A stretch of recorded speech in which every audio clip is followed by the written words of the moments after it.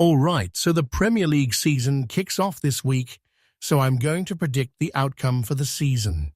I was going to do a predictions video for the championship table, however I couldn't be asked. So here's my predicted table, and I'll react to it when the season ends. If you want to see an actual reaction instead of this stupid AI voice, then get this video or any other to 69 likes, and then my infamous forfeit will come into effect. Yeah, we are in trouble. All right, sound. Let's go. 20th, Leeds. Yes, Leeds will finish bottom of the league. Sounds ludicrous, I know. However, it should be obvious that Leeds will go down. Their squad is bang average. Let's be real here. Their Premier League experienced players are either flops or were relegated with Leeds 2 years ago. And when your marquee signing is Sean fucking Longstaff, you're not staying up. All right, Lucas Perry is an upgrade on Meslier, but other than that, the squad isn't great. And Daniel Farke has proven to be a terrible Premier League manager with just 6 wins in 49 Premier League games. I predict he will be sacked by October, and then they will do something strange, like they did when they binned Jesse Marsch and hired Javi Gracia. Relegated without a fuss. 19th, Burnley. Where else are Burnley going to finish?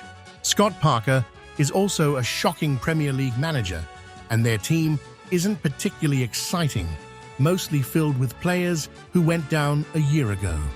Although to be fair, signing Kyle Walker looks very strange, but I don't think he's going to be any good. He's finished. Their forward line couldn't find a goal on eBay, so they're just going to have to rely on Parker's caveman tactics to grind out 0-0 draws all season, which is the only reason they're not finishing bottom. 18th, Sunderland.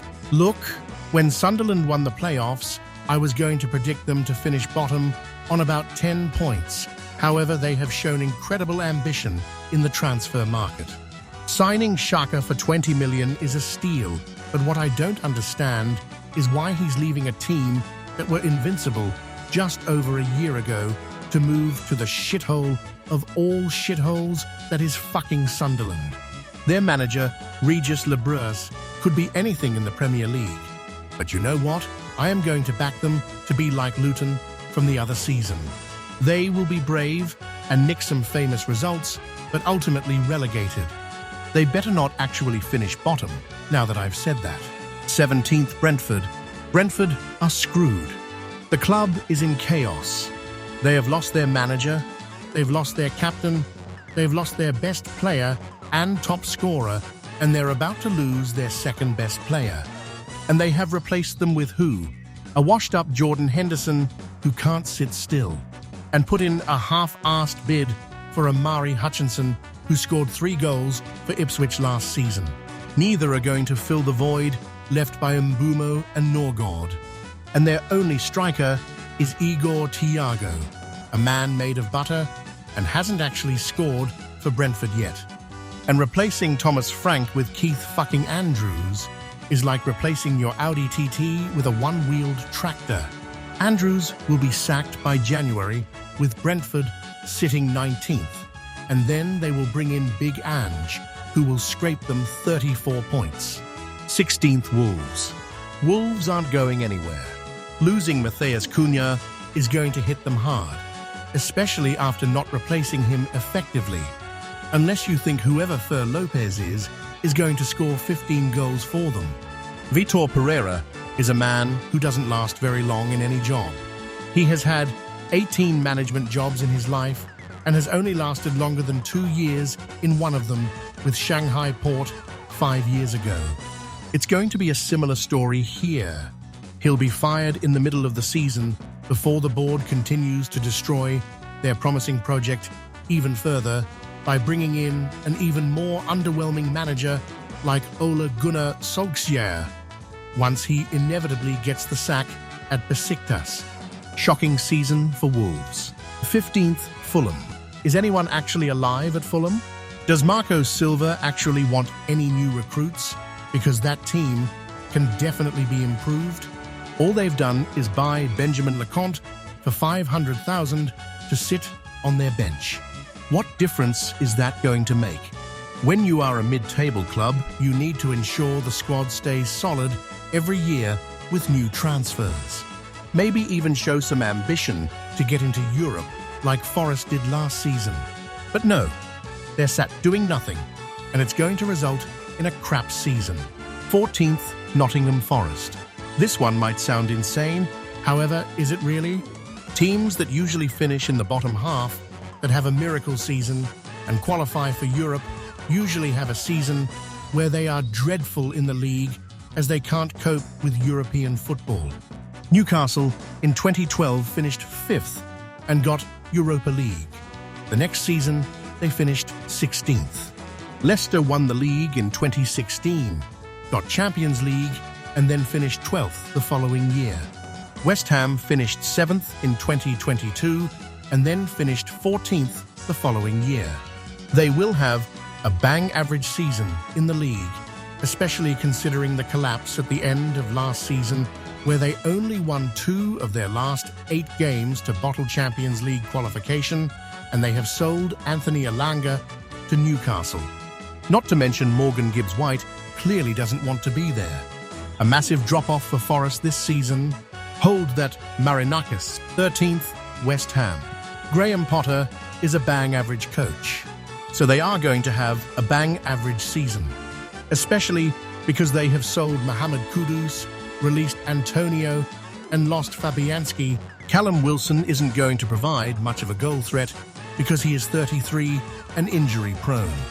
However, there is enough quality to get a mid-table place, but it is about as thrilling as lawn clippings for breakfast. 12th, Bournemouth.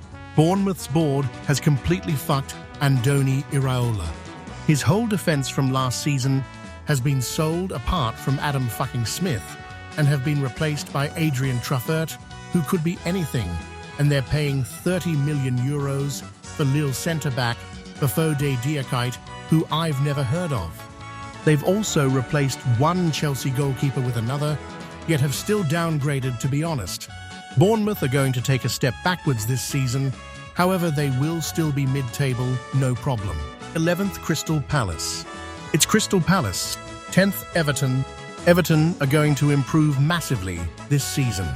David Moyes isn't a world-class coach or anything, but he is suited to getting the best out of what is an average squad. However, their transfer business has been intelligent, and bringing in Jack Grealish on loan from Manchester City is going to boost them significantly. This solid squad, with a solid manager in their new stadium, is going to have a solid season. Although trying to tell someone that David Moyes will do a job at Everton on par with Carlo Ancelotti will probably force them to direct me to the nearest psychiatric hospital. 9th, Spurs. Spurs are inconsistent. That's it. Their pre-season has been all over the place. Beating Arsenal was exciting, but getting 2 draws against Wickham and Luton is about as appealing as your great uncle's bunions. And then losing 4-0 to Bayern Munich and losing James Maddison for what is essentially the whole season is almost catastrophic. And Daniel Levy is just sat scratching his ass and not signing anyone. Thomas Frank isn't a particularly great manager, and I think the job is too big for him. However, he'll manage to do a semi-decent job, and the second half of the season will be better than the first. So 9th is about right. 8th, Brighton. Typical Brighton season. Signed a bunch of hipster players off Football Manager who they'll end up selling for 80 million in 2 years' time. Got a hipster manager. Will play hipster football, but will finish 8th and potentially get Conference League. 7th, Aston Villa. Aston Villa could be in trouble this season. The end of last season was mostly saved by Marco Asensio being way too good for this team. However, they haven't really done anything in the market. Emi Martinez had his emotional goodbye at the end of the season, yet he is still there. Ollie Watkins isn't exactly committed to the cause and is 30 this season. All they have done is sign Ivan Guessand from Nice. But is he going to be good? Who knows? However, this team has enough quality to get 7th, and Unai Emery is a top coach. so they will be fine. 6th, Newcastle. Newcastle are a mess. They keep getting rejected by players, lol. Alexander Isak doesn't want to be there, and they haven't won a single pre-season game. One was a bastard 4-0 loss to Celtic. They don't actually have a striker, which is going to kill them if they don't sign one fast. Samu Agahoa isn't going to be like Isak, so they're going to score less goals than last season. Plus, the strain of Champions League football is going to kill them. However, they still have a lot of quality players, and Eddie Howe is a top coach, so 6th is about right. 5th man, United. You never know what you are going to get with United. More of that this season, I predict. The signings we have made have been interesting and intelligent, bringing in Premier League experience with goals in them, and bringing in Benjamin Sesko is very exciting. However, what is the difference between him and Højlund?